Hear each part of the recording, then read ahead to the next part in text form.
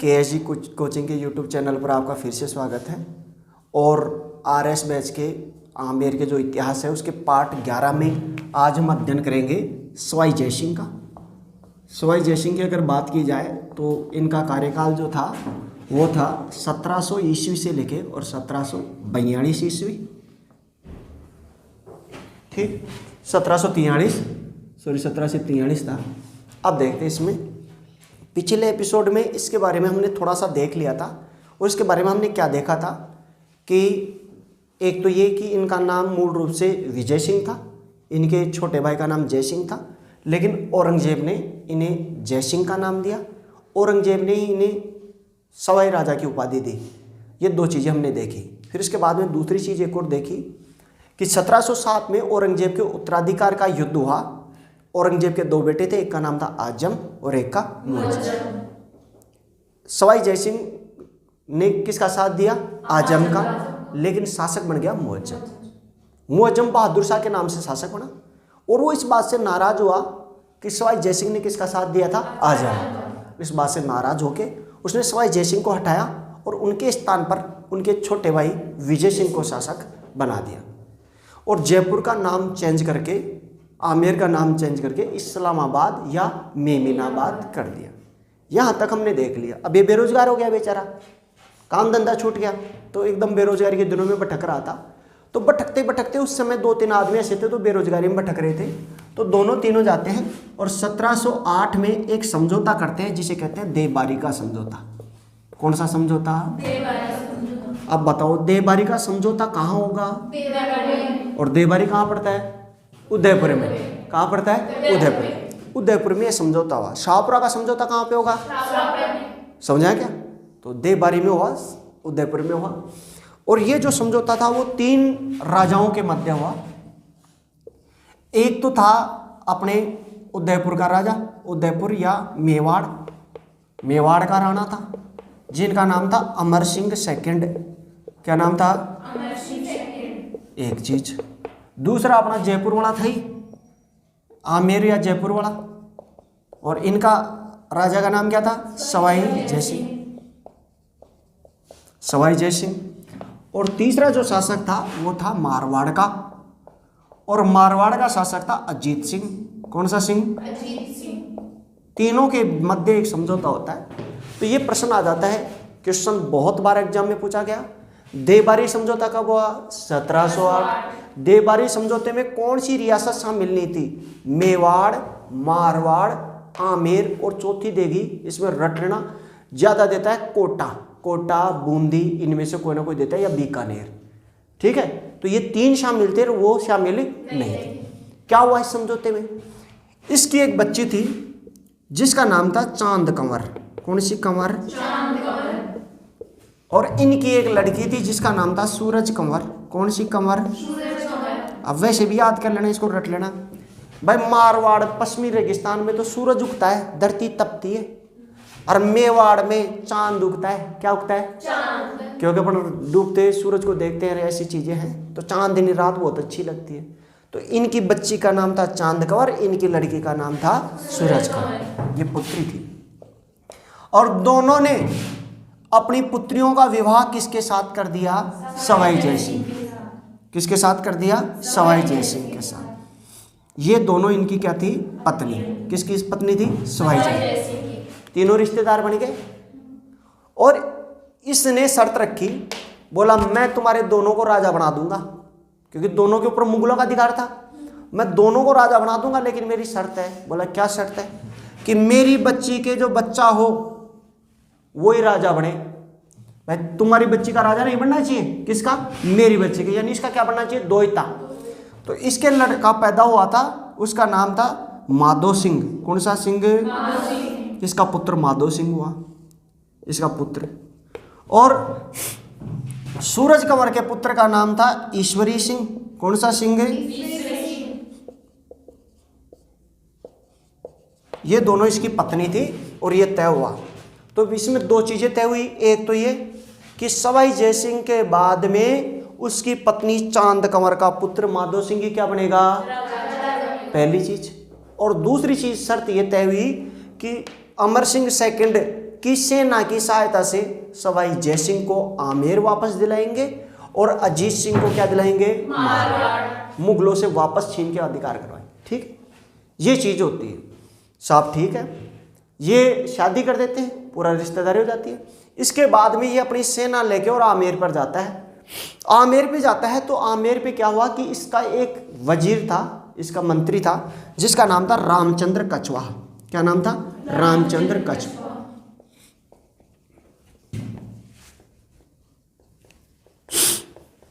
रामचंद्र कछवाहा ने जब इसको पता लगा कि अपने चाचा जी आगे सेना लेके आए हैं, और सेना तो लेके आए हैं वो है, दो सेनानी और लेके आए हैं, एक तो चांद कंवर, एक तरफ सूरज कंवर, एक तरफ तो रात्रि, एक तरफ दिन, चमके चमके रे, एक तरफ अंधेरा ही अंधेरा। तो बड़ा बड़ा खुश हुआ, बड़ा टेंशन लेने की बात नहीं। तो रामचंद्र कछवाहा ने अपने सरदारों को सबको इकट्ठा कर लिया, जाओगे, सेना भी आ रही है, सेनानी भी आ रही है, और सारे इकट्ठे होकर विजय सिंह को हटा दिया और पूरे तख्त को पहले खाली करके झाड़ा पोछा लगा के गद्दी चेंज करके महाराज बैठो, कि मतलब सेना लेके आऊँ कि महाराज उल्टी भेज दो, इसकी जरूरत ही नहीं। तो रामचंद्र कछवाहा ने सरदारों के सहयोग से पुनः किस पर कब्जा कर लिया, आमेर पर कब्जा करके किसको सौंपा, सवाई जयसिंह को सौंप दिया, सवाई जयसिंह को सौंपा।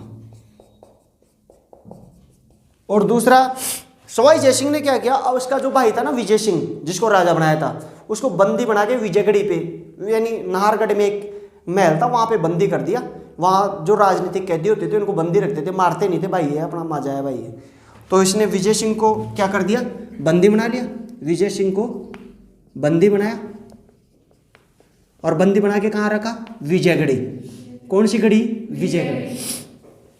गढ़ी एक तरह से महल को कहते हैं, और विजयगढ़ी जहाँ पे विजय सिंह रहता था, विजयगढ़ी कहाँ पे, नाहरगढ़ के किले।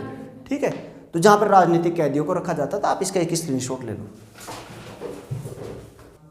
अब क्या हुआ कि ये खुद राजा बन गया, और राजा बन गया। उस समय जो अगला राजा था उनका नाम था बहादुर शाह। कौन सा दुरशाह, बहादुर शाह। और बहादुर शाह का कार्यकाल 1707 से 12 तक। औरंगजेब का कार्यकाल था 1658 से 1700। अब बहादुर शाह ये राजा तो बन गया, लेकिन बहादुर शाह ने इसको मान्यता नहीं दी। बहादुर शाह ने किसको राजा बनाया था, विजय सिंह को। तो ये मंदे मान्यता, तूने दिल में मेरे को कहीं पाड़ ले लो। मान्यता का मतलब ये होता, मान्यता देता था तो इसके पीछे फौज देता था, सैनिक देता था लड़ने के लिए, उसकी तनख्वाह देता था। बोला मेरे कन तनख्वाह से, मैंने तेरी तनख्वाह की कहीं जरूरत है। तो ये अपने घर पे रहने लग गया। फिर बहादुर शाह सोचा कि यार अपने को जरूरत तो पड़ेगी इसकी। तो इसने 1710 में इसको फ़ोन किया जय सिंह को, और जय सिंह को बोला बेटा कहीं कर रहे हो, कि कहीं कौन कर रहे हो। तो जय सिंह को इसने काबुल की सूबेदारी दी। कहाँ की सूबेदारी दी, काबुल को काबुल की सूबेदारी दी, और उसे मान्यता दी। क्या दी, मान्यता। बोला ठीक है मैं तेरे को राजा मान लेता हूँ, कि तू नहीं मान लियो, जो कहीं पाड़ लियो मेरे अत्ता दिन को, मैं तो भाई भी राजा सो। बोला कि समझ वो कर यार, काबुल चल जा और रह ले, तेरी तनख्वाह पकड़े 1 महीना की एडवांस और निकल। बोला कि आपा काबुल कौन जाओ, दरी कौन जाओ, मरिया कौन जाओ, पड़दा तो शिड़शिडर मर गो जबड़े आयो ही को ना, काबुल का लाओ खड़े भी बेच दे। लेकिन काबुल जाने से इनकार कर दिया। क्या किया, जाने से इनकार किया। साहब कह दिया कि साहब मैं तो, एक गाना भी आया था, हाय हाय ये मजबूरी, ये मौसम और ये दूरी, तेरे 2 टकिया की नौकरी, मेरे लाखों का जो बन जाए। एक गाना आता था, वो इसके ज़माने का था, बिशन सिंह के लिए गाया गया था वो गाना। ठीक है, तो बोला कि मैंने तो तेरी नौकरी ही कौन चाहे तू राख। बोला यार यहाँ मन करे यार, फिर ठीक है मैं तेरे को यहीं पे कर देता हूँ। तो जय सिंह को इसने फिर इलीचपुर की जागीर दे दी। कहाँ की जागीर दी, इलीच। अब बताओ इलीचपुर कहाँ थे, वेरी गुड, कौन से राष्ट्र में, महाराष्ट्र में। अब बताओ दूसरा प्रश्न पूछता हूँ, ये तो मेरा ट्रेलर का प्रश्न था। इलीचपुर की जागीर किसको दी गई थी, मान सिंह की। मिर्जा राजा, और मिर्जा राजा मान सिंह यहीं पे मरा था। उनके साथ 60 रानी सत्यवती हैं। आगे इलिसपुर की जागृति भाई यार, तेरा परदादा का परदादा यहाँ पे मान सिंह रहा था राजा, अब चला जाए। ये तो दक्षिण भारत में पड़ रहा है, ये रहा, ये दक्षिण भारत में। बोला तो काबुल में नहीं जा रहा, ये तो काबुल पड़ता है हिंदुस्तान से बाहर, यहाँ पे काबुल। बोले यहाँ पे तो जा ही सकता है। बोला नहीं, मेरे को तो सिर्फ मालवा की सूबेदारी चाहिए। कहाँ की चाहिए? माल ही चाहिए मेरे को तो। और ये किसके लिए अड़ा रहा? मालवा की सूबेदारी के लिए अड़ा रहा।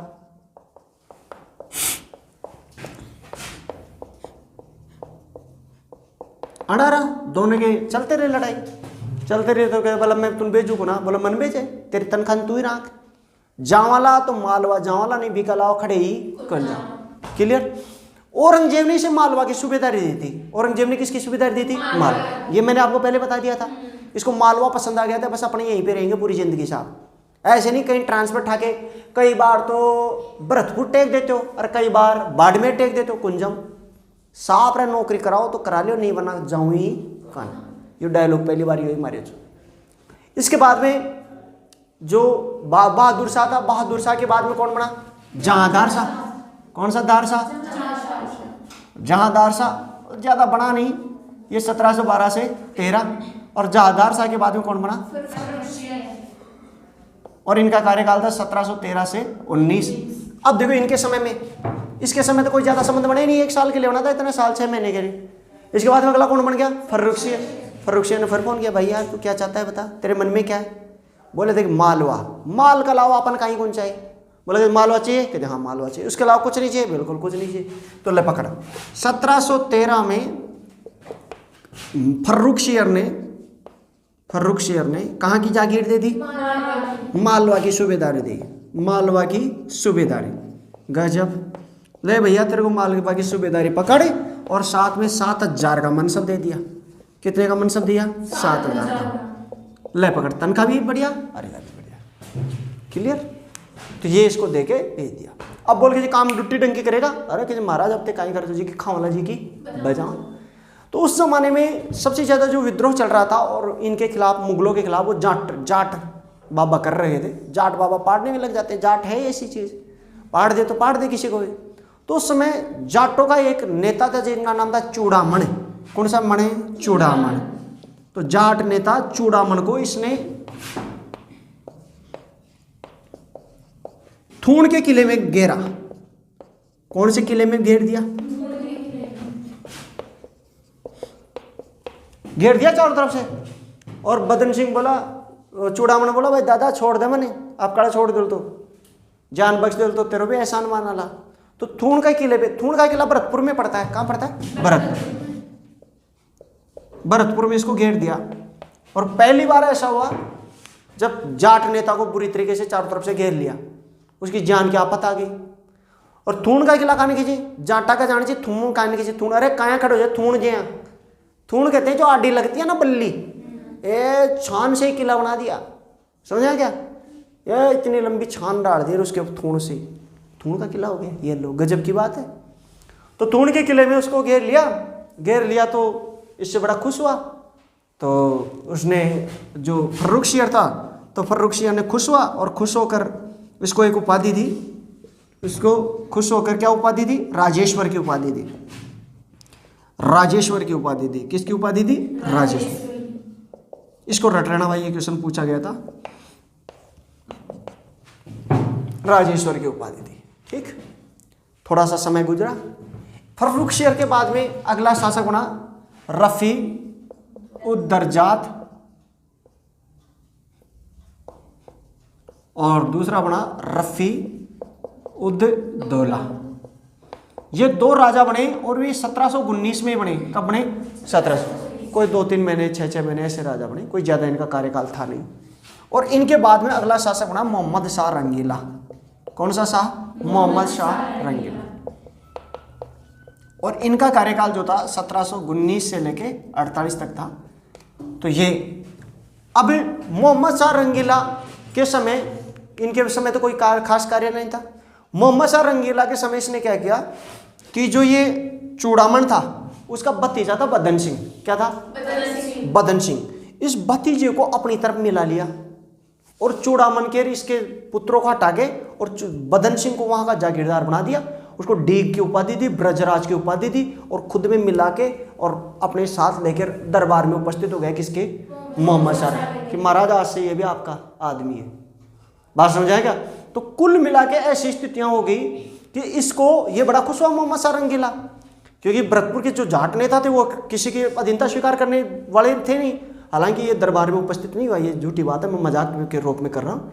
ऐसी कोई बात नहीं थी कि उसको दरबार में लेके गया। मैं एक ट्रेलर के रूप में बता रहा हूँ कि उसने उसको एक सहयोगी मित्र संधि कर ली थी, उससे क्या कर ली थी, संधि कर ली, इसे ब्रजराज की उपाधि दी थी। हालांकि कभी भी चूड़ामन जो था वो बदन सिंह अपने नाम से पहले ठाकुर की उपाधि लगाता था, कभी भी ब्रजराज की उपाधि नहीं लगाता, उसके द्वारा दी गई उपाधि नहीं लगाता था।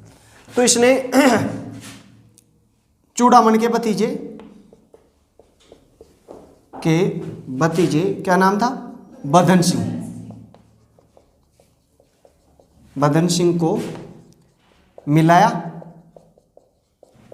किसकी उपाधि दी, ब्रजराज की उपाधि, ब्रजराज की उपाधि और डीग की जागीर दी। कहाँ की जागीर दी, डीग की जागीर। और इस तरीके से जाटों से समझौता हुआ। किससे समझौता हुआ, जाटों से समझौता। और ये जाटों से समझौता हुआ इस बात से, जाट बड़े खतरनाक थे। जाट मरे हो तब जानिए जब तेरी पूरी हुई। जाटों ने औरंगजेब के दादा का, परदादा का, दादा भी नहीं परदादा, परदादा का पूरा मकबरा उखाड़ दिया था। आगरा के किले में भूसा जड़ के भर के और आग लगा दी थी उसके, और मकबरे को लूट के उसकी हड्डियां निकाल के जला दी थी। इतने खतरनाक थे, डरते नहीं थे किसी से, लड़ाकू कौम है। तो चूड़ामन ने क्या किया, चूड़ामन के भतीजों को हटा के चूड़ामन के भतीजों को मोटिवेट किया और बदन सिंह को अपनी ओर मिला लिया, और इस चूड़ामन को तो हटा दिया और किसको राजा बना दिया, बदन सिंह, और बदन सिंह को अपनी ओर मिला लिया। बात समझाएगी। इस बात से मोहम्मद शाह रंगीला बड़ा खुश हुआ और मोहम्मद शाह ने उसे, मोहम्मद शाह ने राजाधिराज राज राजेश्वर की उपाधि दी। राजाधिराज राज राजेश्वर की क्या दी, उपाधि। ये रट लेना। अच्छा, अगला प्रश्न ये और याद रखना, इसमें एक चीज और बता दे दूं। इसने 7 मुगल बादशाहों की सेवा की। कितने मुगल बादशाहों की सेवा की, 7। 1 औरंगजेब, कौन, 2 3 4 5 6 7। तो ये क्वेश्चन कई बार पूछा गया है। 7 मुगल बादशाहों की सेवा करने वाला जयपुर का शासक। ये भी एक बार रखना, 7 मुगल बादशाहों की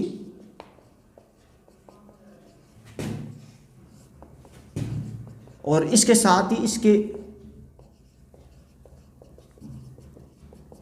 इसके नीचे 7 का नाम लिख लेना। इसको आप एक स्क्रीनशॉट ले लो, 7 का नाम इसी के नीचे लिख लेना आप। अब देखो, इसके अलावा सवाई जयसिंह ने क्या किया, ये 3 बार मालवा का सूबेदार रहा। कितनी बार रहा, 3 बार। ये क्वेश्चन भी एक बार पूछा गया था, 3 बार मालवा का सूबेदार नियुक्त किया गया। ठीक है। एक औरंगजेब द्वारा, किसके द्वारा किया गया था, औरंगजेब। एक तुम्हारा फर्रुख शिया द्वारा, कौन सा शियर, फर्रुख शिया ने 1713 में किया था। ठीक है। और एक किया था मोहम्मद शाह रंगीला ने। किसने किया था, मोहम्मद शाह। इन तीनों से अच्छे संबंध थे और इन्होंने इनको 3 बार ये नियुक्त किया था। इसको एक बार रख लेना। एक चीज़ ये है। दूसरी चीज़ क्या हुआ कि इन्होंने मुगल सेनापति के रूप में अंग्रेजों से, उनसे मराठों से भी काफ़ी वो किए, युद्ध किए। तो मुगल सेनापति के रूप में जो युद्ध किए उनके बारे में देख लो। मुगल सेनापति के रूप में किससे युद्ध, मराठों से। अब देखो, उस समय की बात की जाए तो औरंगजेब के बाद में एक शक्ति बहुत तगड़े रूप में उभर कर आ रही थी और उसका नाम था मराठा। क्या था, मराठा। मराठा छत्रपति तो समाप्त हो चुका था, लेकिन यहाँ पे जाके और 18वीं शताब्दी के प्रारंभ में मराठों में पेशवा उत्पन्न हो गए थे। कौन हो गए थे? पेशवा।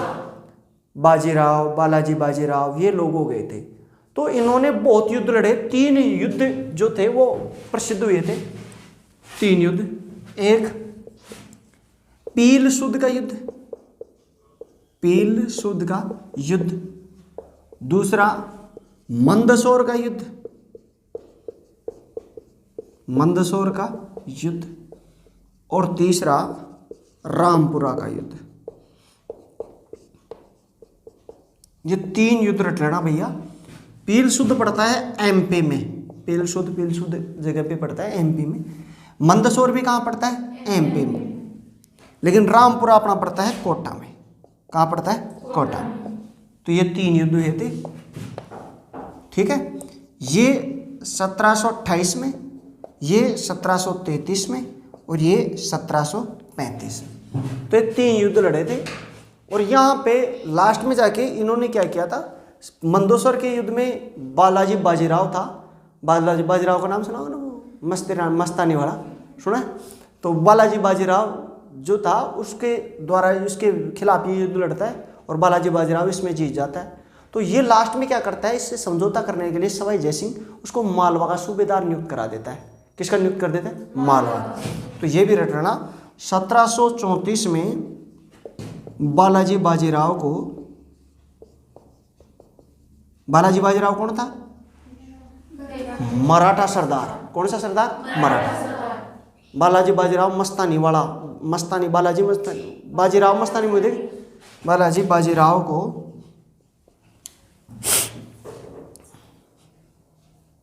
किसका वो किया? मालवा का सूबेदार, मालवा का सूबेदार नियुक्त किया। एक तो ये चीज याद रखना, और दूसरी चीज और याद रखना, 1741 में बालाजी बाजीराव से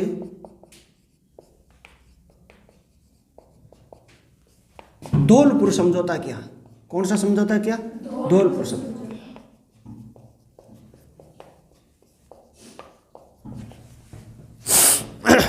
सॉरी, ये बाजीराव ही था। 1734 में तो कौन था? बाजीराव, और फिर इसका पुत्र था बालाजी बाजीराव, ठीक है। और बाजीराव का कार्यकाल तो था 1720 से 40, और ये 40 से 60 तक था, ठीक है। तो इससे समझौता, सूबेदार बनाया था इसको, और इसे धौलपुर समझौता, ये क्वेश्चन कई बार पूछा गया है, इसको आप देख लेना। अच्छा, इसके अलावा एक चीज और है, इन्होंने मुगल बादशाहों के साथ मिलकर, आप इसका एक स्क्रीनशॉट ले लो फिर बता देना। ये 1715 है, 1715 में क्या था? पील सुद का, ले लो अब स्क्रीनशॉट। मुगल बादशाहों से इनका संबंध कैसा था? तो मुगल बादशाहों से बात किया गया तो एक तो ये याद रखना, इन्होंने मुगल बादशाहों से संबंध का एक पॉइंट भी ले लेते हैं। बादशाहों पर संबंध ले लो या प्रभाव ले लो, प्रभाव की बात करते हैं। तो 3 चीजें आपको याद रखनी है। 1720 में जजिया कर हटा था। कौन सा कर हटा था? जजिया कर। और 1728 में हटा था तुम्हारा गया कर। कौन सा कर? गया कर। एक तो आया कर और एक गया। गया में पिंडदान करते हैं ना अपने पितरों का, गया जी में, गया जी, गया जी। और एक 1732 में इलाहाबाद तीर्थ यात्रा कर। कौन सा तीर्थ यात्रा कर? इलाहाबाद तीर्थ यात्रा। ये तीनों समाप्त करवा दिए थे। किसने करवाया था? सवाई जयसिंह।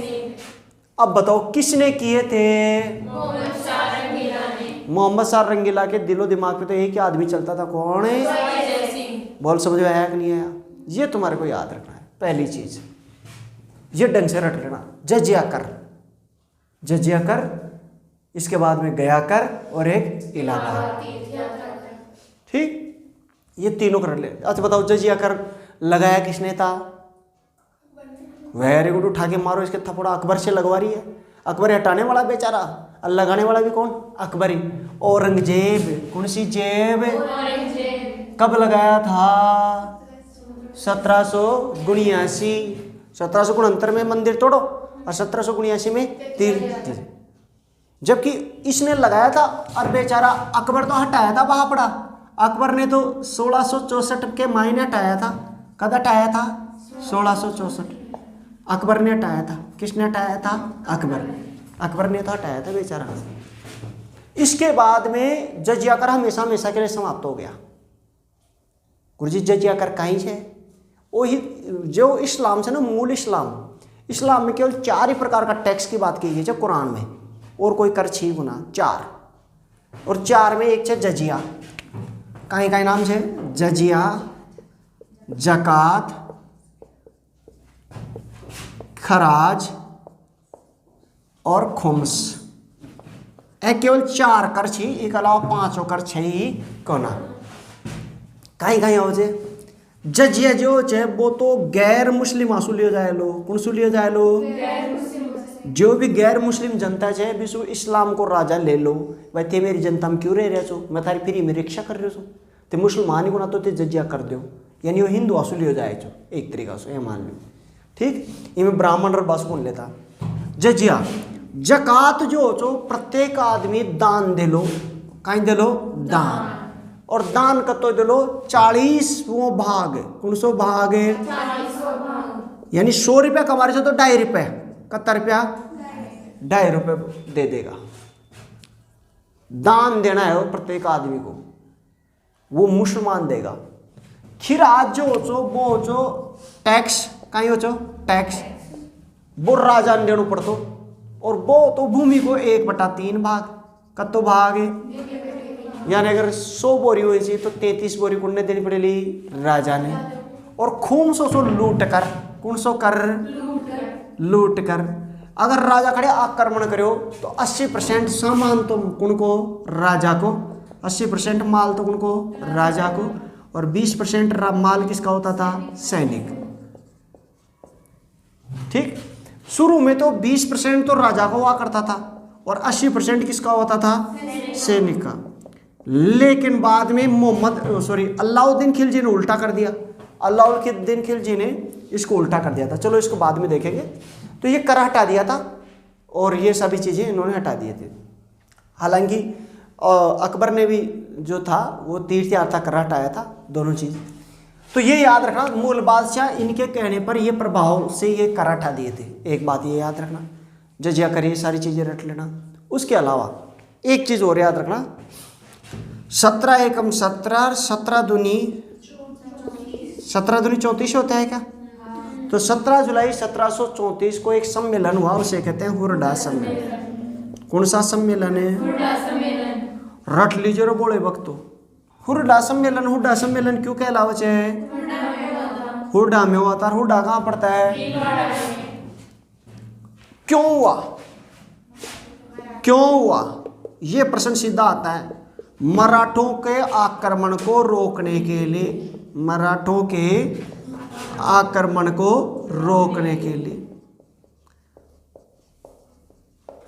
गुरुजी मराठा कौन छा आक्रमण क्यों करे चा?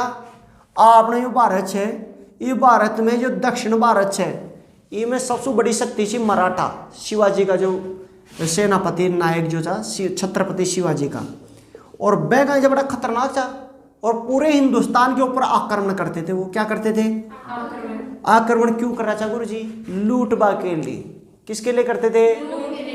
गुरुजी लूट फिर कहीं करता, आपको टाइम पास करता, बात समझेगी।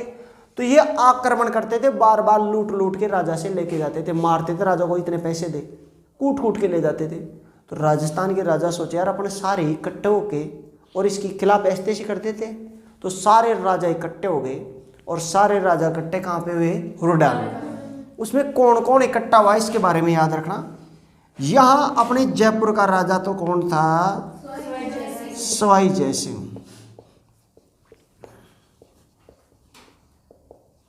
ठीक, दूसरा बीकानेर का राजा था जोरावर सिंह।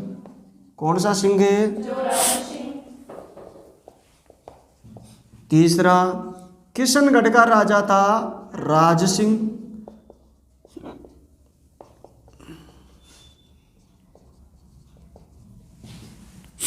चौथा करौली का राजा था गोपाल सिंह।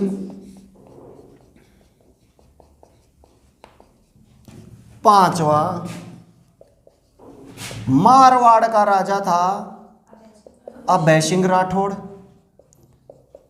अभय सिंह राठौड़। इसके अलावा मेवाड़ का बूंदी का राजा था बुद्ध सिंह। और तुम्हारा मेवाड़ का राजा जो था वो था जगत सिंह सेकंड। जगत सिंह सेकंड। और कौन सी रियासत बच गई? नागौर। नागौर का राजा था बढ़त सिंह। ठीक। अब ये 8 राजा इकट्ठे हुए, इन 8 राजाओं को रट लेना भैया। ये क्वेश्चन बार बार आते हैं, क्योंकि मैं कह रहा हूं 3 बार जो है 3 चीजें हैं जो आपको रटनी है। एक खानवा का युद्ध, एक 1734 हुडा सम्मेलन, और एक दूसरा तुम्हारे को 1570 नागौर दरबार। ये राजस्थान की 3 ऐसी घटनाएं हैं जहां बहुत से राजा इकट्ठे हुए। हाँ, 8 राजा इकट्ठे हुए। खानवा के मैदान में 16-17 राजा इकट्ठे हो गए थे। सारे राजा यहीं पे इकट्ठे हुए। तो इसको रट लेना। हुआ क्या, ये सारे इकट्ठे हो गए। मैं अपन बढ़ते हैं अध्यक्ष बनने के लिए। तो अब अध्यक्ष सवाई जयसिंह तो सोचे भाई मैं बन जाऊं, क्योंकि सबसे सीनियर आदमी ये था बूढ़ा, इसकी दादागिरी चलती थी सारी। और इसका जो भतीजा था अभय सिंह राठौड़ वो सोचे मैं बन जाऊं। तो अध्यक्षता को लेकर विवाद हो गया। अध्यक्षता को लेकर क्या हुआ? विवाद। किस किस के मध्य हुआ? सवाई जयसिंह और अभय सिंह राठौड़।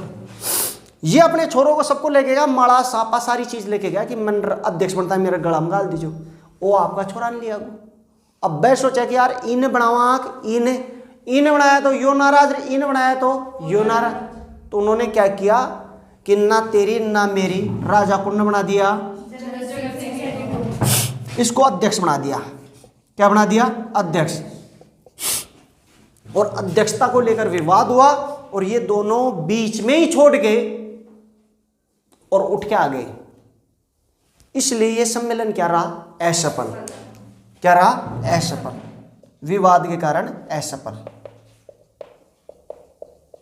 अगर उस दिन, अब ये मेंस का क्वेश्चन बनता है, अगर उस दिन उन दोनों के मध्य सामंजस्य बैठ जाता और कोई एक आदमी होता तो राजस्थान के परिप्रेक्ष्य की रणनीति अलग चेंज हो जाती। उसका क्या परिणाम होता है, ये मेंस का क्वेश्चन बनता है। आप इस पे कल बनाना। तो विवाद के कारण ऐसा पड़ रहा है, ये नीचे की तरफ लिख लेना, या नीचे अब इस इन दोनों के बीच, और इनका अध्यक्ष भी अलग से लिख लेना। ठीक है, आप इसका एक स्क्रीनशॉट ले लेना। एक इसमें कोटा का शासक भी लिख लेना। कोटा का शासक था दुर्जन साल। कौन सा साल? दुर्जन साल। तो इन 9 शासकों के बारे में लिख लेना। बोलिए आज के आनंद की जय हो। बोलिए मातेश्वरी सरस्वती मैया की जय हो। बोलिए तीनों लोक के देवी देवता की जय हो। ले लो भैया स्क्रीनशॉट।